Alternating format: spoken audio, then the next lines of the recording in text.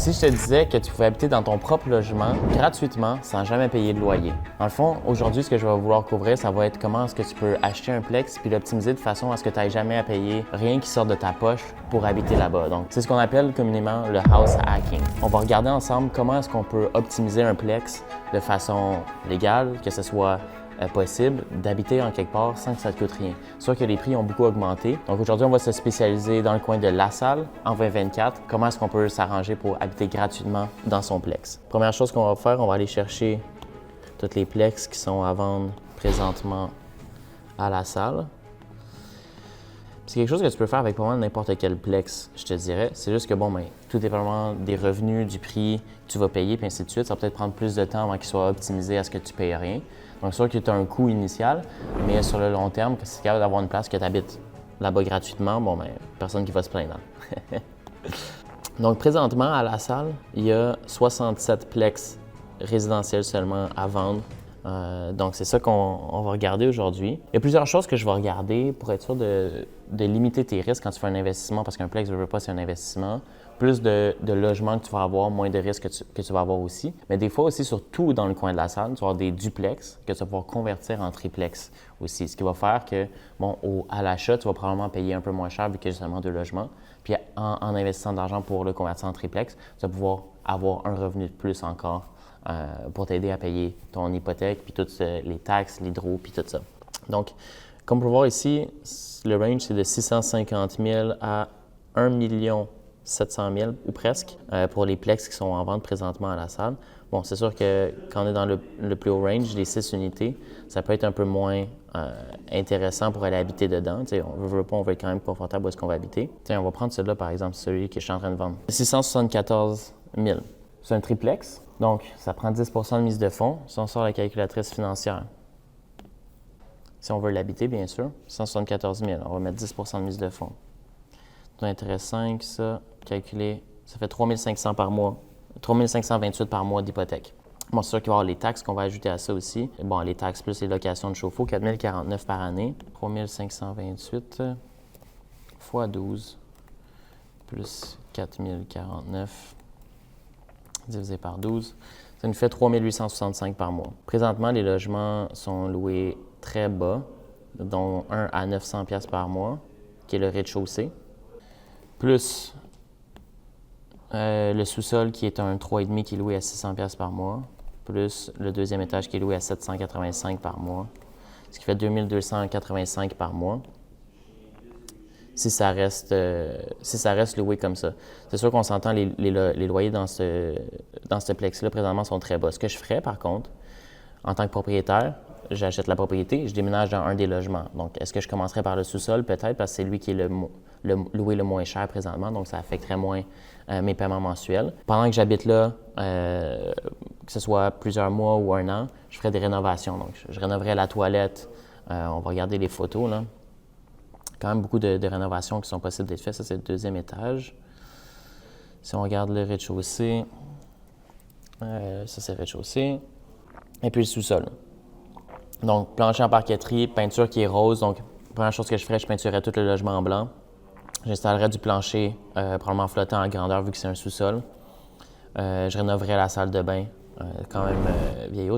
Il y a beaucoup de nouveaux matériaux qui existent chez Réno Dépôt qui ne sont pas très durs à installer, qui ne sont pas très chers non plus, puis qui donnent un effet aussi qui est beaucoup plus propre et beaucoup plus présentable que ce qui est installé présentement. Il y a une cour aussi. Puis c'est dans un beau secteur de LaSalle. Donc, première chose que je ferais, je déménagerais dans le sous-sol. Je ferais des rénovations pendant que j'habite là. Puis j'enverrai un avis de non-renouvellement au locataire du deuxième étage. Ce qui est important de savoir pour ça, c'est que quand tu veux reprendre un logement, il faut puis que tu es propriétaire, puis que tu habites déjà là, ou peu importe, il faut que tu aies un avantage. Il ne faut pas que le loyer ou le logement que tu occupes présentement soit plus avantageux que le loyer que tu veux reprendre. Par exemple, j'habite au rez-de-chaussée, je veux reprendre le deuxième étage. Si le locataire conteste, puis on va à Régie du logement ou au TAL, comme ça s'appelle maintenant, ça se peut très fort bien que le TAL dise non, écoute, ton loyer maintenant il est mieux que ce que tu aurais en haut. Tu veux juste reprendre le logement pour optimiser ton plex ou quoi que ce soit. Donc, il y a une stratégie derrière ça. Si je prends le sous-sol qui est plus petit, le 3,5, puis après ça, je vais chercher le deuxième étage en haut, bien, ça fait en sorte qu'à la fin, je vais pouvoir reprendre le rez-de-chaussée, ce qui va me permettre d'optimiser mon plex sur plusieurs années, tout en étant dans les règles de l'art. Donc, première chose que je ferais ça. Donc, ça me permettrait par la suite de reprendre le logement du haut, puis de louer le sous-sol. Un sous-sol comme ça, ça se loue rénové facilement 900$ par mois. Donc, on vient chercher un 300$ de plus par mois. Donc, ça, c'était les paiements mensuels.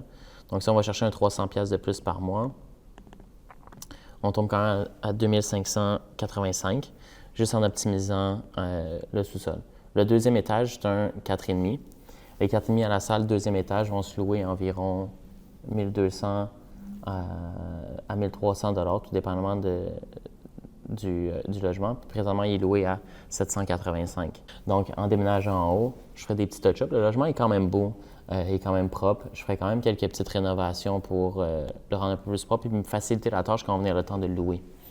Parce que souvent, c'est ça qui arrive, c'est que c'est pas que les gens vont pas vouloir le louer, c'est que s'il y a d'autres options sur le marché, ils vont juste choisir l'option qui est la plus confortable pour eux à la fin de la journée. Puis si on regarde le deuxième étage, le genre d'optimisation que je ferais, bon, le plancher a déjà été changé. Je referais une peinture partout, toujours en blanc. La cuisine, peut-être, je la changerais pour mettre quelque chose d'un peu plus moderne, ou du moins, je changerais toutes les portes d'armoire puis je peinturerais les armoires de cuisine blanches pour rendre ça un peu plus moderne, un peu plus propre. Je referais peut-être le plancher de la cuisine avec des tuiles que tu peux acheter au Renault Dépôt qui sont très faciles à installer puis qui ne coûtent pas trop cher. Bon, le plancher dans la chambre ici, c'est encore de la parquetterie. Peut-être que j'installerais du flottant là. Puis salle de bain, un peu la même chose que la salle de bain en bas, est quand même très vieillot. Je prendrai le temps d'installer quelques panneaux qui vont coûter peut-être 1000$ au Renault Dépôt. Laver cette chose dans l'appartement, ça c'est super pour quand vient le temps de relouer l'appartement. Donc après ça, si on reloue cet appartement-là, disons 1200$ par mois pour être conservateur, ça va faire une différence de 1200 moins 785, 415 par mois. Donc, dans notre calcul ici, on a dit c'est 415 plus 415 par mois. On est rendu à 3000$ par mois de revenus. Puis ça, on a seulement optimisé 2 loyers sur 3. Puis après ça, on va reprendre le rez-de-chaussée, où est-ce qu'on va aller habiter dedans.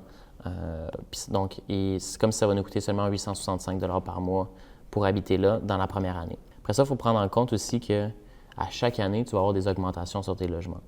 Fait que si tu suis les règlements du TAL, bon, il y a un pourcentage qui est mis à chaque année en ligne que bon, tu dois suivre, mais tu as aussi la grille que tu dois remplir pour savoir toutes les choses que tu vas augmenter. Donc, si tes assurances augmentent, si tes taxes augmentent, si tout ça augmente, ça a un impact aussi sur combien tu peux augmenter ton loyer.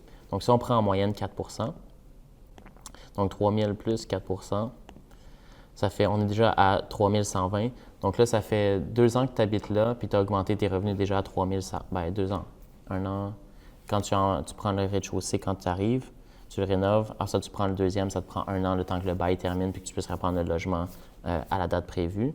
Puis tu loues le sous-sol, donc 2 ans. Puis alors ça, tu reprends le rez-de-chaussée. Donc on arrive à la troisième année, tu reçois 3120 de loyer par mois, plus un autre 4 Donc troisième année, un autre 4 quatrième année, plus 4 cinquième année, on est à 3500. Donc, à 3500 par mois, ça te coûte 200-300$ habiter dans ton logement, ce qui est quelque chose que tu vas trouver nulle part ailleurs sur l'île de Montréal. Puis ça, c'est sans prendre en compte qu'un de tes locataires quitte pour quelle que soit la raison, sans le mettre dehors ou quoi que ce soit. Des fois, ça peut arriver qu'il quitte, qu'il va s'acheter quelque chose, justement. Souvent, les gens qui vont être capables de se prendre ce genre de loyer-là aussi vont travailler à mettre de l'argent de côté pour s'acheter une propriété, eux autres aussi, un moment donné. Donc, quand ils quittent, ça te permet peut-être d'augmenter un petit peu plus que 4 ton loyer par année. Donc, si je continue à 4 3600, on est rendu à la cinquième année. Une autre fois, sixième année, puis tu payes quasiment rien pour habiter là. C'est 60$ par mois à peu près pour habiter là.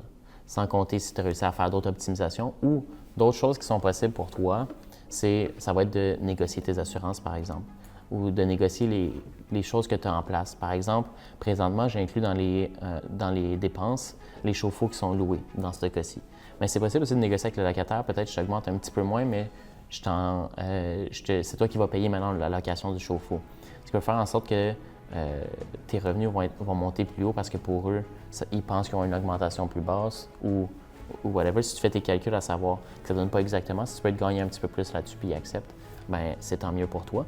Ce qui fait en sorte qu'après 6 ans, tu peux avoir un plex qui se paye tout seul pendant qu'il t'habite dedans. Si tu quittes entre-temps, tu te fais une blonde, tu déménages puis tu loues l'appartement, du jour au lendemain, il devient cash flow positif puis tu fais de l'argent tous les mois avec ça. Si vous voulez prendre le temps qu'on regarde chaque plan de match ensemble pour trouver dans votre région, dans votre secteur, quel plex pourrait faire du sens, puis de faire les calculs à savoir ça va prendre combien de temps à peu près, écris-moi en commentaire plex, ça va me faire plaisir d'analyser ça avec toi pour te prendre la meilleure situation face à ton plan de match.